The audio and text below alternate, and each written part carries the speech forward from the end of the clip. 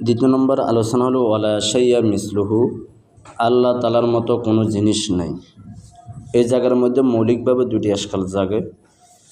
এক নম্বর আশকাল হলো আল্লাহ তালা সূরা নাহলের ৭৪ নম্বর আয়াতে বলেছেন ফালা তাদরিবু লিল্লাহিল আমসালা, যে তোমরা আল্লাহ তালার জন্য কোনো উদাহরণ পেশ করিও না। অথচ সূরা নূরের ৩৫ নম্বর আয়াতে আল্লাহ তালা বলেছেন আল্লাহু নূরুস সামাওয়াতি ওয়াল আরদি মাসালু নূরিহি কামিশকাতিন ফিহা মিসবাহ। এই আয়াতের মধ্যে আল্লাহ তালা নিজে নিজের জন্য উদাহরণ পেশ করেছেন। তাহলে সূরা নহলের মধ্যে আল্লাহ তালা নিজে মানা করে দিয়েছেন যে আল্লাহ তালার জন্য কোনো উদাহরণ পেশ করিও না। আবার সূরা নূরের মধ্যে নিজের জন্য নিজে উদাহরণ পেশ করছেন। এ হলো একটা আশকাল। দ্বিতীয় নম্বর আশকাল হলো আহলে সুন্নাত ওয়াল জামাতের আকীদা হলো যে আল্লাহ তালার মিসেল নাই। কেউ যদি ভাবে যে আল্লাহ তালার মিসেল আছে, এটা জায়েজ হবে না এবং তার ঈমান চলে যাওয়ার আশঙ্কা রয়েছে। অথচ আল্লাহ তালা নিজেই তো নিজের মিসেল বর্ণনা করেছেন, তার মানে বোঝা যায় যে আল্লাহ তালার মিসেল রয়েছে। তাহলে এই জায়গার মধ্যে মৌলিকভাবে দুটি আশকাল। এক নম্বর আশকাল হলো ফালা তাদরিবু লিল্লাহিল আমসাল, আল্লাহ তালার জন্য তোমরা উদাহরণ পেশ করিও না। অথচ সূরা নূরের মধ্যে আল্লাহ তালা নিজে নিজের জন্য উদাহরণ পেশ করছেন।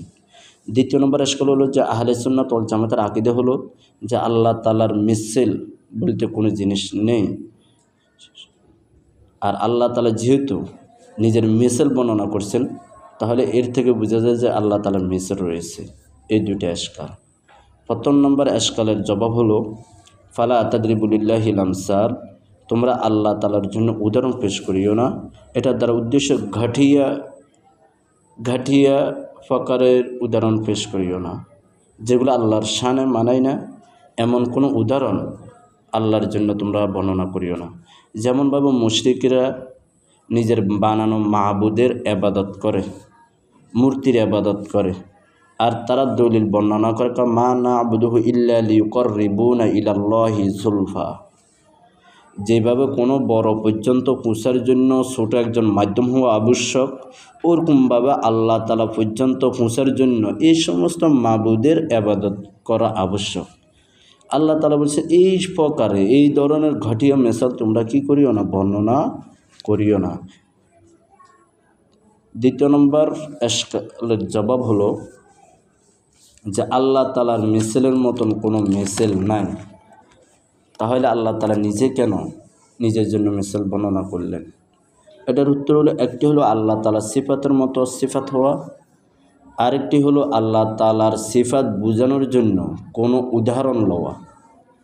আল্লাহ তাআলার সিফাতের মতো সিফাত থাকা হলো এক জিনিস, আর আল্লাহ তাআলার সিফাত বোঝানোর জন্য উদাহরণ লওয়া হলো আরেক জিনিস।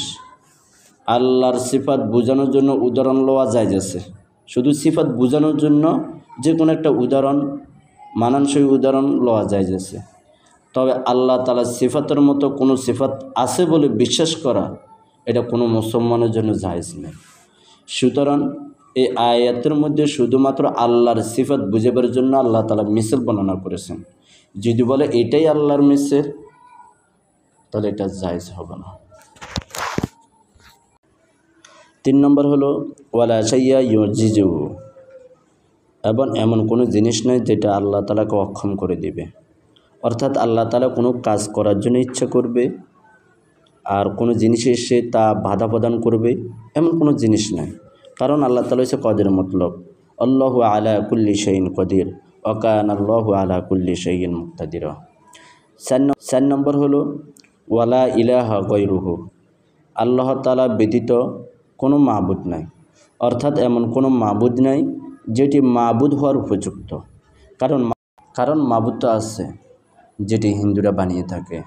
এবং বনি ইসরাইল মুসা আলাইহিস সালামকে বলেছিলেন ইজআল লানা ইলাহান কামা লাহুম ইলাহান, আপনি আমাদের জন্য এমন একটি ইলাহ বানিয়ে দেন, এমন একটি মাবুদ বানিয়ে দেন যেমনভাবে তাদের জন্য মাবুদ রয়েছে। তো মাবুদ তো আছে, কিন্তু সেগুলো উপযুক্ত মাবুদ নয়। কারণ উপযুক্ত মাবুদ হওয়ার জন্য 4টি শর্ত। 1 নম্বর হলো সেই জিনিসটি একক হতে হবে। দ্বিতীয় নম্বর হলো অমুখাপেক্ষী হইতে হবে। তৃতীয় নম্বর হলো সে কারো থেকে জন্মগ্রহণ করে নাই এবং তার থেকেও কোনো জিনিস জন্মগ্রহণ করবে না। 4 নম্বর হলো তার বরাবরই কেউ থাকতে পারবে না, কোনো জিনিস থাকতে পারবে না। এই 4টি জিনিস যার ভিতরে থাকবে সে হলো উপযুক্ত মাবুদ। এই 4টি জিনিস একমাত্র আল্লাহ তাআলার ভিতরে রয়েছে। এই জন্য আল্লাহ তাআলা হলেন একমাত্র উপযুক্ত মাবুদ, তিনিই একমাত্র ইবাদতের উপযুক্ত, তিনি ছাড়া অন্য কেউ ইবাদতের উপযুক্ত নয়। এই জন্য ওলা ইলাহা গায়রু, আল্লাহ তাআলা ছাড়া কোনো মাবুদ নাই, অর্থাৎ মাবুদ হওয়ার উপযুক্ত নয়। মাবুদ আছে তবে তারা উপযুক্ত নয়।